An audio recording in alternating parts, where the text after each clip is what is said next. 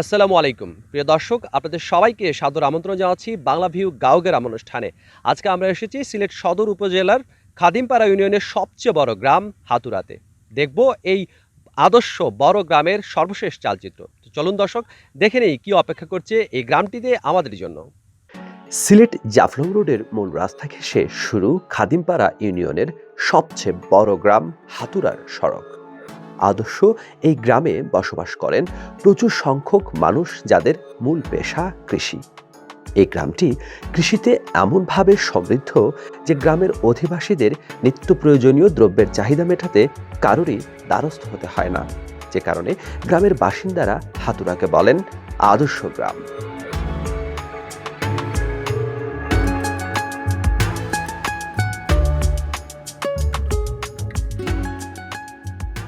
সিলেট তাওবিল থেকে শুরু হওয়া হাতুরা গ্রামের শেষাংশ গিয়ে পৌঁছেছে গোলাপগঞ্জ বাঘা সড়কে। কুশিয়ারা নদীর একটা অংশ টেনে দিয়েছে গ্রামের সীমারেখা।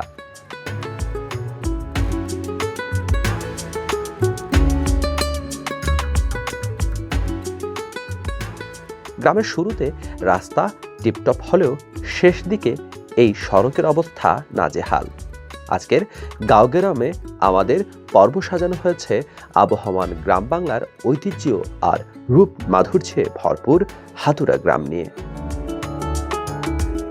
গ্রামের নামটা একটু অদ্ভুত ঠেকছে। প্রথমেই জানতে চাওয়া, কেন এই গ্রামের নাম হলো হাতুরা।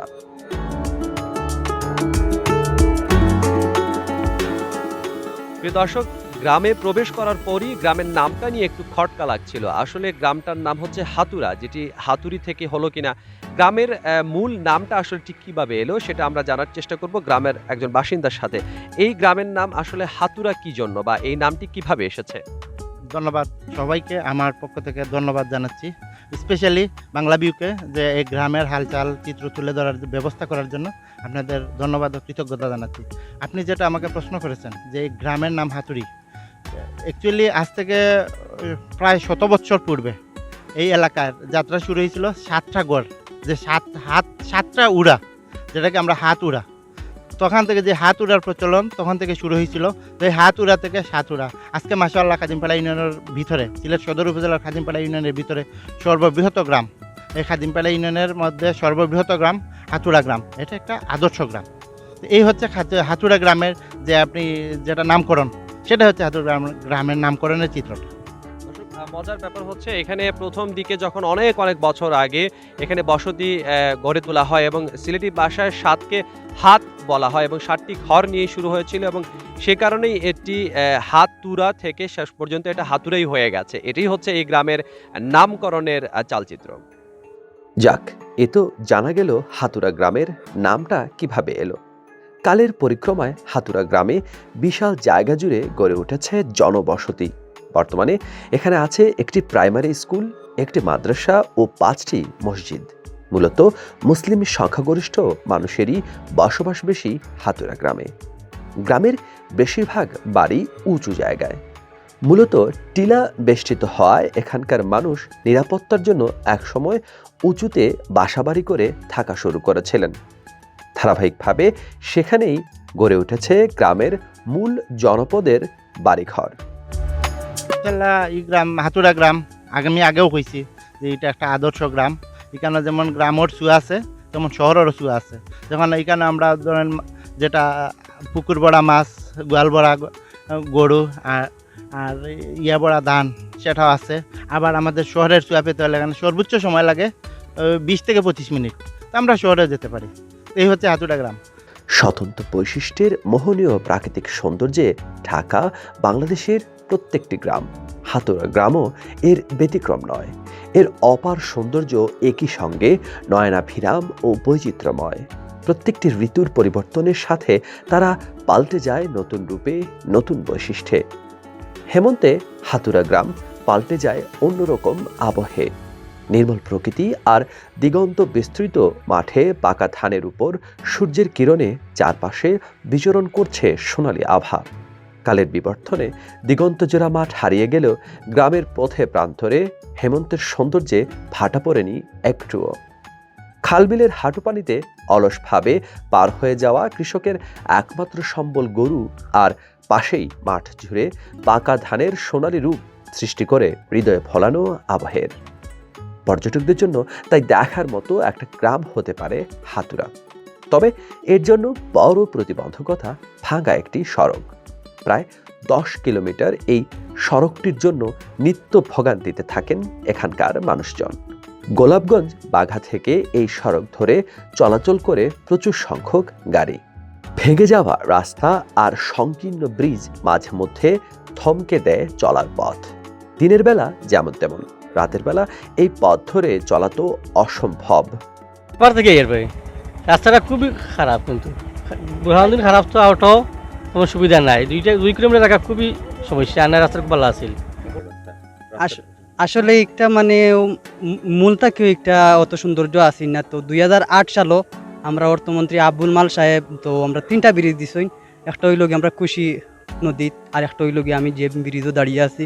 তো 2008 থেকে আজকে 2021 সাল পর্যন্ত তো আমরা দেখা যায় যে রাস্তাটা অত্যন্ত খারাপ।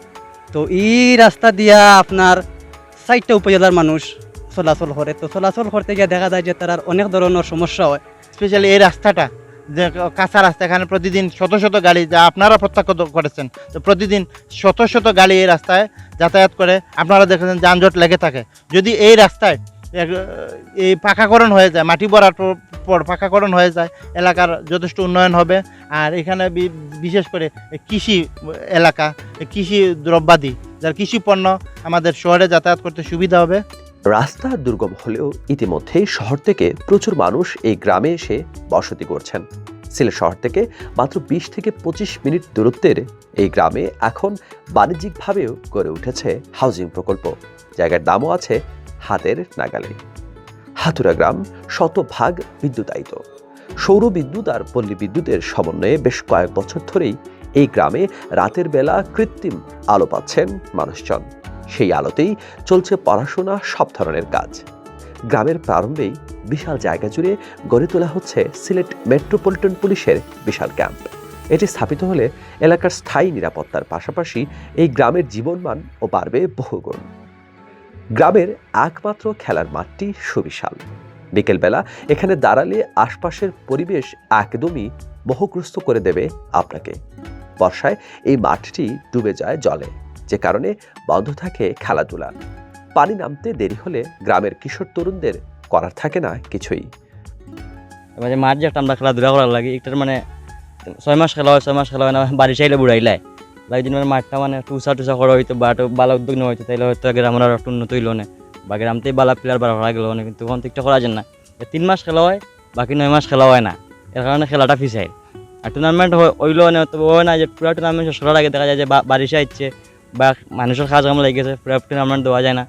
লাগে সবথেকে বড় যেটা আমি চাই যে আমরা মাঠটা একটু বড় হইতো বা উঁচু হইতো, বা মাঠটা সুন্দর গ্যালারি হইতো, ওটা আমি চাই। আসন্ন শীতে হেমন্তের সাজ খুলে হাতুরা গ্রাম ঢেকে যাবে কুয়াশার চাদরে। সেই কুয়াশা ভেদ করে সকালের সোনালি রোদ যখন গ্রামে উকি দেবে, তখন দেখা মিলবে ভিন্ন রকম এক সৌন্দর্যের পসরা।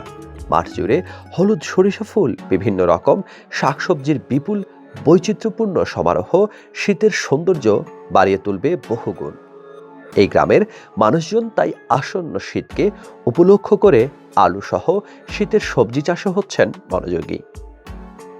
আমরা এই গ্রামও বহু জায়গা আছে, বহু কৃষি ক্ষেত আছে। এই কৃষি ক্ষেত আমরা হাজার হাজার মানুষে কৃষি ক্ষেত করে। আরও যে জায়গাগুলা দেখা এটা জায়গাত কোনো পানি নাই, পানি আনতে খুব কষ্ট, পানির খুব অসুবিধা হয়। ও হেওয়ার দিয়ে হিসিয়া পানি দেওয়া হয়। আর ট্রেক্টর আছে, ট্রেক্টর দিয়ে মানুষ সবে চা দিয়া আলি ভাতে ক্ষেত করে, কৃষি ক্ষেত করে।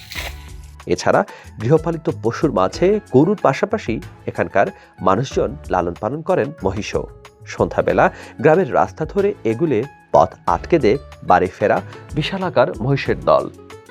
যদিও ক্রমাগত নগরায়নের ফলে গ্রামের সৌন্দর্য এখন হুমকির মুখে। গ্রামের নানা ঐতিহ্য, রূপ আর সৌন্দর্য আর দেখতেই পাওয়া যায় না। তবুও বলা চলে হাতুরা গ্রামের গুরুত্বপূর্ণ সড়কটি পুরোপুরি নির্মাণ করা হলে এই গ্রাম হবে অত্র অঞ্চলের সমৃদ্ধশালী একটি গ্রাম।